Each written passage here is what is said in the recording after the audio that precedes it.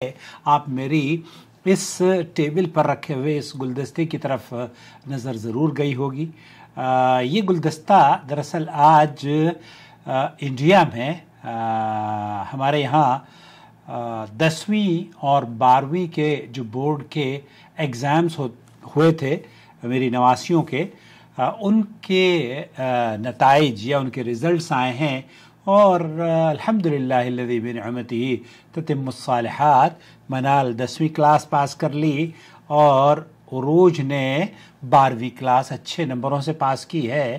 اللہ سے دعا ہے کہ اللہ رب العالمین ان بچوں کی حفاظت فرمائے، بلکہ ان بچوں کی کیا، امت مسلمہ کے ہر بچے کی حفاظت فرما۔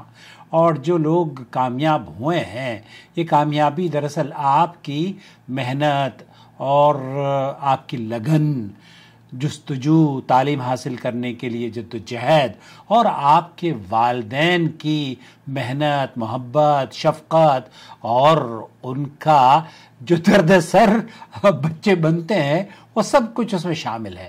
اس لیے سب بچوں کو اللہ تعالیٰ انہیں قدم قدم پر کامیابیاں عطا فرمائے۔ اور السلام علیکم سر، میں نے آپ سے پہلے ایک سوال کیا تھا کہ ہے نا، جب ہم تشہد میں دوسرے سجدے میں جو بیٹھتے ہیں، اس میں ہم اگر اللہم اغفر لی پڑھنا بھول جائیں تو کہ ہم پہ سجدہ سہو واجب ہوگا؟ پلیز آپ نے میرا اس سوال کا جواب نہیں دیا، آپ مجھے وہ جواب دے دیں۔ بہت جلدی، اصل میں بہت سارے سوالات آتے ہیں اور ان سوالات کو اکوموڈیٹ کرنا، ہر سوال کو فوراً جواب دے دینا، یہ میرے بس کی بات نہیں ہے۔ اب اگر میں ویڈیو زیادہ اپلوڈ کرنا شروع کر دوں گا تو لوگ کہہ دیتے ہیں کہ عاقل صاحب آپ نے تو بھرمار کر دی ہے، اور اگر جواب نہ دو تو عاقل صاحب آپ نے ہمارے سوال کا جواب نہیں دیا۔ اگر آپ تھوڑی سی ویڈیو زیادہ بنا دیں، چند کلمات اضافہ کر دیں، عاقل صاحب آپ نے تو بہت لمبی کر دی۔ اگر آپ مختصر کر دیں، عاقل صاحب آپ نے تو میں کوشش یہ کرتا ہوں کہ اعتدال سے لوگوں کا خیال رکھتے ہوئے آپ کی خدمت میں آپ کی علمی پیاس بجھاتا رہوں۔ دوستو، بھائیوں اور بہنوں، نبی کریم صلی اللہ علیہ وسلم نے نماز کے چھوٹے چھوٹے اذکار ہیں، اور ان اذکار میں جو بظاہر مختصر ہوتے ہیں، بہت ہی چند کلمات ہوتے ہیں، آپ یاد کر لیں گے تو یقین جانیے آپ کی عبادتوں کو جیسے کہیں گے نا 4 چاند لگ جائیں گے، اور آپ کی عبادتیں اللہ کے ہاں بھی مقبول ہوں گی، اور اگر دعا آپ کی قبول ہو گئی تو آپ کی دنیا اور آخرت سنور جائے گی۔ کہیے آمین۔ سنت، اللہ کے رسول صلی اللہ علیہ وسلم کی سنت یہ ہے کہ جب نبی کریم صلی اللہ علیہ وسلم دونوں سجدوں کے درمیان بیٹھتے تو ایک دم ہی اللہ اکبر کہہ کے دوسرے سجدے میں نہیں جایا کرتے تھے۔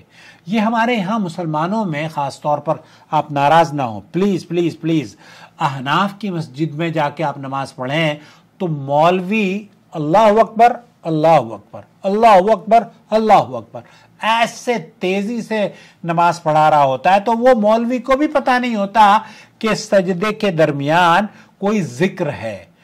مقتدی کو تو کیا پتا ہوگا؟ ہمارے یہاں تو الحمدللہ مقتدیوں کو اتنا سلیقہ ہے ہماری مساجد میں، کیونکہ امام جب اللہ اکبر کہتا ہے تو آرام سے بیٹھ جاتا ہے اور وہ دعا پڑھتا ہے۔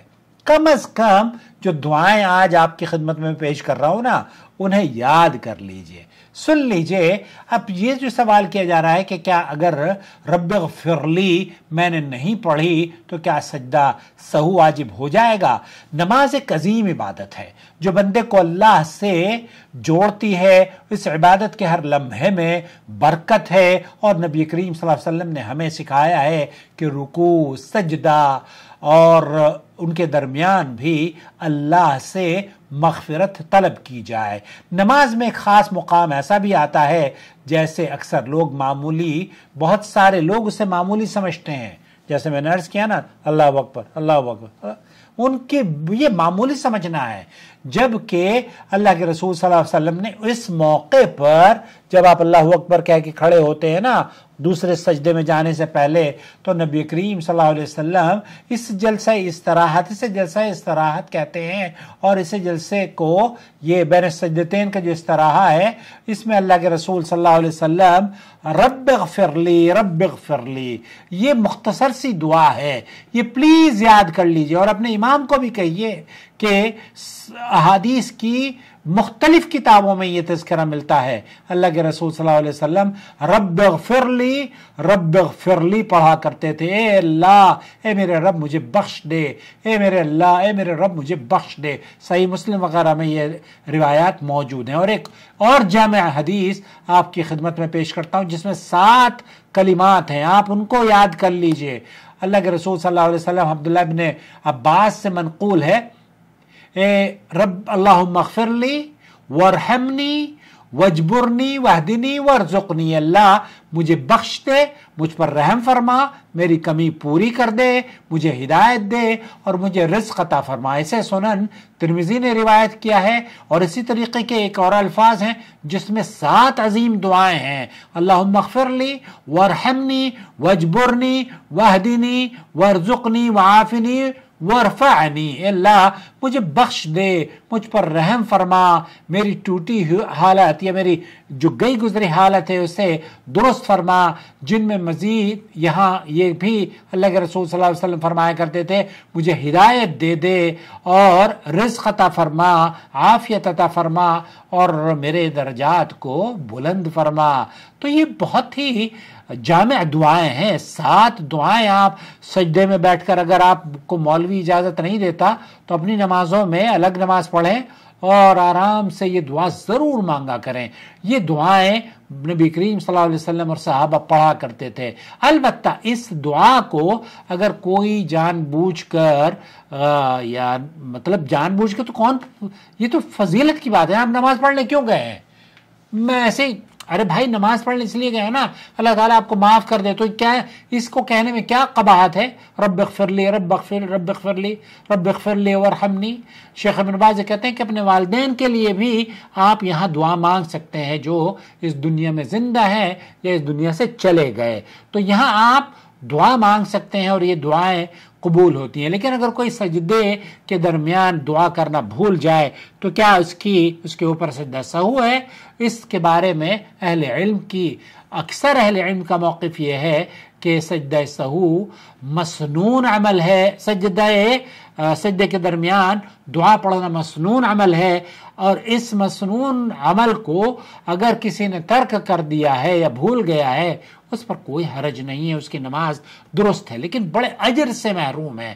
آپ رب اغفر لی کم از کم رب اغفر لی یہ ضرور کہا کریں۔ بہت سارے اہل علم ہیں، امام احمد بن حنبل وغیرہ، وہ اس کو واجب کہتے ہیں کہ کم از کم 1 مرتبہ تو آپ کو ضرور کہنا چاہیے۔ تو خلاصہ کلام یہ ہوا کہ سجدوں کے درمیان دعا پڑھنا سنت مؤکدہ ہے۔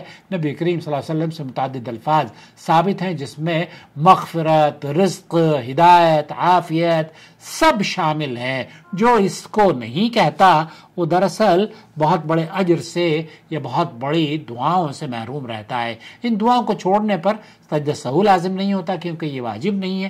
کم از کم رب اغفر لی ایک بار ضرور پڑھنا چاہیے، رب اغفر لی۔ دوستو، بھائیوں اور بہنوں، ہمیں چاہیے کہ سجدوں کے درمیان جلدی نہ کریں، بلکہ نبی کریم صلی اللہ علیہ وسلم کے مطابق رک کر ان دعاؤں کو خشوع اور خضوع سے پڑھیں، اور ان دعا کو یاد کر لیجئے، اللہم اغفر لی وارحمنی واجبرنی واہدنی وارزقنی وعافنی وارفعنی۔ یہ چند لمحے ہماری دنیا اور آخرت بدل سکتے ہیں۔